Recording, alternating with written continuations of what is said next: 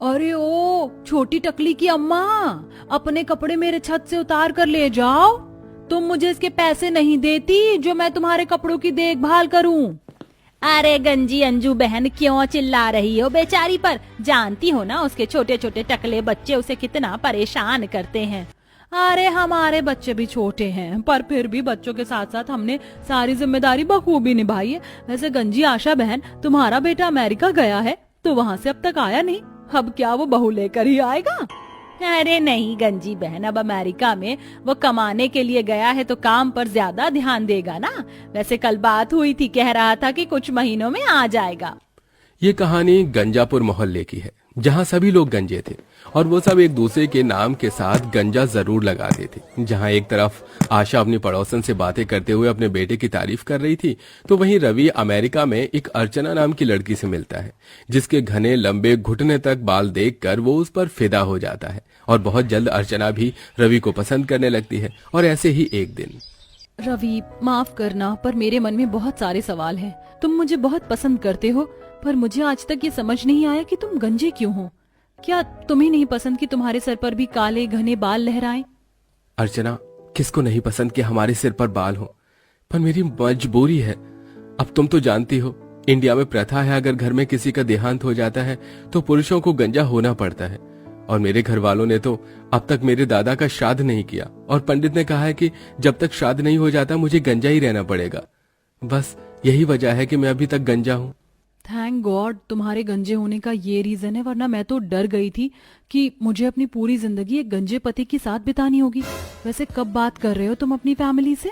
अर्चना, बस तुम्हारी हाँ की जरूरत थी, मैं आज ही अपने घर वालों से बात करूंगा। अर्चना रवि की बातों पर विश्वास कर लेती है और उसे शादी के लिए हाँ कर देती है। रवि घर जाकर अपनी माँ और भाभी को वीडियो कॉल करता है और सारी बात उनसे कहता है। माँ, भाभी, आपको नहीं पता, पर अर्चना के घुटने तक बाल हैं। उसके बाल देखकर ही तो मैं उस पर फिदा हुआ था, पर मुझे डर है अगर उसे पता चला कि मेरे साथ साथ मेरा पूरा मोहल्ला ही गंजा है तो कहीं ऐसा ना हो कि वो शादी करने से मना कर दे। अरे देवर जी, तो क्या जरूरत है अर्चना को सच बताने की? आप उससे झूठ बोल देना कि हम आपकी लव मैरिज के खिलाफ हैं और आप उससे शादी करके सीधा यहाँ ले आना। अपनी भाभी के बोलने पर रवि बिल्कुल ऐसा ही करता है, और जब वो इस बार अर्चना से मिलता है तो उससे कहता है, अर्चना, मुझे गलत मत समझना, पर मेरे घर वाले हमारी लव मैरिज के बिल्कुल खिलाफ हैं। क्या वो हमारी शादी के खिलाफ है? इसका मतलब तुम मुझसे शादी नहीं करोगे? ऐसा नहीं अर्चना, मुझे चाहे कुछ भी करना पड़े, शादी तो मैं तुमसे ही करूंगा। इसलिए मैंने सोच लिया है, हम शादी करके इंडिया जाएंगे अपने घर, फिर तो शादी होने के बाद कोई भी तुम्हें अपनाने से मना नहीं कर पाएगा। अर्चना इस बात से बेखबर थी कि सिर्फ उसका पति ही नहीं बल्कि उसके ससुराल में हर कोई गंजा था और मोहल्ला भी, पर वो ज्यादा सोचती नहीं और उससे कोर्ट मैरिज कर लेती है। जहां एक तरफ रवि से शादी करके अर्चना बहुत खुश थी, तो वहीं दूसरी ओर अर्चना के सभी ससुराल वाले अर्चना के आने की तैयारी करते हुए खुशी मना रहे थे। माँ जी, मुझे तो बहुत खुशी हो रही है। हमारे गंजे घर और पूरे मोहल्ले में पहली लड़की होगी मेरी देवरानी, जिसके बाल घुटनों तक लहरा रहे होंगे। मोहल्ले के सभी लोग तो मेरी लंबे घने बाल वाली देवरानी को देखकर जल मरेंगे। भाभी, आपको पड़ोसी की पड़ी है, मुझे तो अपनी छोटी भाभी के आने की फिक्र हो रही है। ऐसा ना हो हमारा टकला देखकर वो तबला बजाकर चली जाए।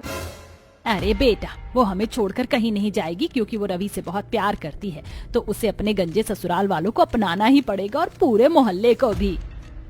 अगर ऐसी बात है माँ जी, तो जब देवरानी जी यहाँ आएंगी तो मैं उनसे उनके बालों का राज पूछूंगी और फिर मैं वही प्रोडक्ट इस्तेमाल करूंगी जो वो यूज करती हैं। फिर बहुत जल्द मेरी भी देवरानी जी की तरह घुटने से भी लंबे बाल हो जाएंगे और कोई मुझे गंजी पूर्वी के नाम से नहीं बुलाएगा। आशा का पूरा परिवार अर्चना के आने की खुशियां मना रहा था, और फिर रात को रवि अर्चना को लेकर अपने घर आता है, जहां गृह प्रवेश में ही अर्चना देखती है कि उसके ससुराल का हर एक सदस्य गंजा है। रवि, तुमने तो कहा था कि घर में सिर्फ तुम गंजे हो, पर यहाँ तो सासू माँ, ससुर जी और नंद जी के भी सर पर बाल नहीं है। अरे बहू, मेरे बाल तेरे बाल से भी अच्छे थे, पर अब मेरी उम्र हो गई है ना, तो बाल अपने आप झड़ गए। तू मेरे बालों की चिंता क्यों करती है? तू अंदर आना। वो सब तो ठीक है माँ जी, आपकी उम्र हो गई है, पर काजल की तो अभी कोई उम्र नहीं हुई है। फिर ये क्यों गंजी है? कहीं ऐसा तो नहीं कि मेरी जेठानी भी गंजी है? जेठानी जी, आपके सर पर तो बाल है ना? अर्चना के कहने पर पूर्वी भी अपने सिर से साड़ी हटाती है और अपनी जेठानी का भी गंजा सिर देखकर अर्चना बहुत नाराज होती है और कमरे में जाकर रवि से कहती है, ये सब क्या है रवि? तुमने मुझसे झूठ कहा। तुमने मुझे मेरे गंजे ससुराल वालों के बारे में क्यों नहीं बताया? अब मुझे तुम्हारी वजह से इन गंजों के बीच रहना पड़ेगा। अर्चना तुम ऐसे कैसे बोल रही हो? तुम सोचो, तुम्हें हम लोगों का टकला देखकर इतनी परेशानी हो रही है तो हमें टकला रहने में कितनी परेशानी हो रही होगी। हमारी भी मजबूरी समझो, बस हमारी थोड़ी सी मजबूरी है, इसलिए हम सब गंजे हैं। आ जाएंगे हमारे भी सिर पर कुछ दिनों में बाल। रवि की बातें सुनकर अर्चना शांत हो जाती है और अब इसी तरह कुछ दिन बीत जाते हैं और वो गंजों के बीच रहने की आदत बनाने लगती है। ऐसे ही एक दिन अर्चना बाहर गली में जाती है जहां वो अपने आस पड़ोस के लोगों को गंजा देखकर हैरान हो जाती है। गंजे बच्चे एक दूसरे के सिर पर टपली मारने वाला खेल खेल रहे थे। गंजी औरतें एक दूसरे से बात करके हंस रही थी और कुछ गंजी औरतें तो लड़ रही थी। अरे ओ गंजी रूपा, तू कैसे सारा कचरा मेरे घर के आगे कर रही है? टकले पर तेरे ऐसे मारूंगी ना, याद रखेगी। अच्छा, मारकर दिखा जरा, हिम्मत है तो। वो दोनों इसी तरह से लड़ने लगते हैं और सब लोग उन्हें देखते हैं। ये देखकर अर्चना मन ही मन घबरा रही थी। मैंने तो सोचा था कि सिर्फ मेरे ससुराल वाले गंजे, पर इनका तो पूरा मोहल्ला ही गंजा है। तभी पास खड़ी गंजी मंजू उससे बोलती है, अरे तुम तो रवि की बीवी हो ना, सच में तुम्हारे बाल तो बहुत सुंदर हैं। सही कह रही थी आशा बहन, हमारे गंजे मोहल्ले में एक ऐसी बहू आई है जिसके सर पर बाल हैं। लगता है तुम्हारे खानदान के साथ साथ अब हमारे मोहल्ले के दिन भी बदलेंगे, क्यों गंजी रानी? सही कह रही हो गंजी मंजू आंटी, वैसे कितने प्यारे बाल हैं आपके भाभी। हमें तो सदियां बीत गई इतने लंबे घने बाल देखे हुए।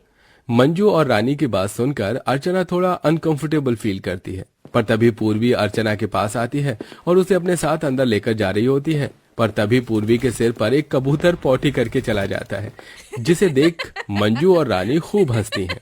हे भगवान, मैं तो यहाँ के कबूतरों से परेशान आ गई हूँ। इन्हें किसी का टकला नजर आता नहीं कि पौटी करके चले जाते हैं। तो जेठानी जी, अपना टकला आप कबूतरों को दिखाते हुए चलती ही क्यों हो? इन्हें बालों से ढक लो या चुन्नी से ढक लो। अर्चना, तुम्हें क्या लगता है कि हमें शौक नहीं है कि हमारे भी सर पर बाल हो? तुम नहीं जानती ये टकला लेकर घूमना हमारी एक मजबूरी है। काश कि तुम हमें समझ पाती। इतना बोलकर पूर्वी चुपचाप अंदर आ जाती है और अपनी जेठानी का उतरा हुआ चेहरा देखकर अर्चना को बहुत बुरा लगता है और वो कुछ दिन बाद अपनी सास, जेठानी और नंद को बैठाकर मोहल्ले के सभी लोगों के गंजे होने का राज पूछती है। माँ जी, जेठानी जी, मैं बहुत अच्छे से जानती हूँ आप लोगों के साथ ऐसा कुछ हुआ है जिस वजह से हमारा पूरा मोहल्ला ही गंजा हो गया है। पर आप मुझे बताइए, ऐसी क्या वजह है कि पूरा मोहल्ला गंजा हो गया? ऐसा क्या हुआ था आप लोगों के साथ?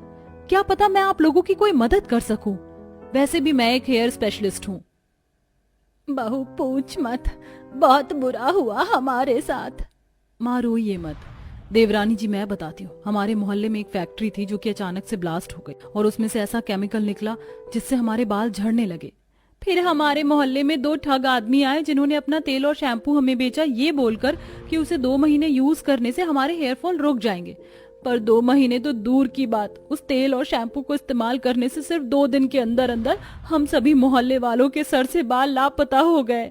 तब से हम सभी मोहल्ले वालों के सर में बाल नहीं आ रहे। हमने ना जाने कितनी दवाई खा ली, कितने बाबा और पंडित को दिखा दिया, हमें कुछ समझ नहीं आ रहा कि अब हमारे इस बंजर सर पर बालों की खेती कब होगी। अच्छा, ये बात है। वैसे आपको पता है, जब मैं छोटी थी तो मेरे भी बहुत हेयर फॉल होते थे, इसलिए मैंने हेयर फॉल स्पेशलिस्ट का कोर्स किया और मैंने खुद अपने लिए एक तेल बनाया और उसे यूज करने से मेरे बाल आज इतने लंबे हो गए। आप मुझे कुछ दिन का समय दीजिए, मैं अमेरिका वापस जाऊंगी और फिर से उस तेल पर रिसर्च करूंगी, क्योंकि वो तेल मुझे बहुत सूट हुआ था। क्या पता आप लोगों को भी सूट कर जाए। भाभी, अगर ऐसी बात है तो आप कुछ दिन के लिए क्यों, पूरे 1 महीने के लिए अमेरिका जाओ, पर हमारे बालों का वहां से इलाज ढूंढ कर लाओ। अपने गंजे मोहल्ले और ससुराल वालों के लिए अर्चना फिर से अमेरिका जाती है और उस तेल पर काम करती है। इस तरह कुछ दिन बीत जाते हैं और आखिरकार अर्चना हेयर ऑयल लेकर आती है और उस तेल का इस्तेमाल सबसे पहले रवि को करने के लिए देती है। मैं ये हेयर ऑयल अमेरिका से बनाकर लेकर आई हूँ। सबसे पहले तुम इसे ट्राई करो। अगर इस तेल ने अपना काम किया तो ही हम इस तेल को अपने घर वालों को और मोहल्ले वालों को देंगे। अर्चना के कहने पर रवि उस तेल को सबसे पहले यूज करता है और 1 महीने के अंदर अंदर उसके सिर पर बाल आने लगते हैं। इस तरह अर्चना का एक्सपेरिमेंट काम कर जाता है और अर्चना अपने घर वालों के साथ साथ पूरे मोहल्ले में अपना हेयर ऑयल बांटती है, जिसे यूज करने से धीरे धीरे सभी के सिर पर बाल आ जाते हैं और सभी गंजे मोहल्ले वाले जिनके सिर पर बाल आ चुके थे अर्चना का शुक्रिया अदा करते हैं। वैसे दोस्तों, लंबे बाल रखने और अपने बालों की केयर करने के लिए आपके हिसाब से कौन से प्रोडक्ट बेस्ट होते हैं, कमेंट में बताना बिल्कुल मत भूलिएगा।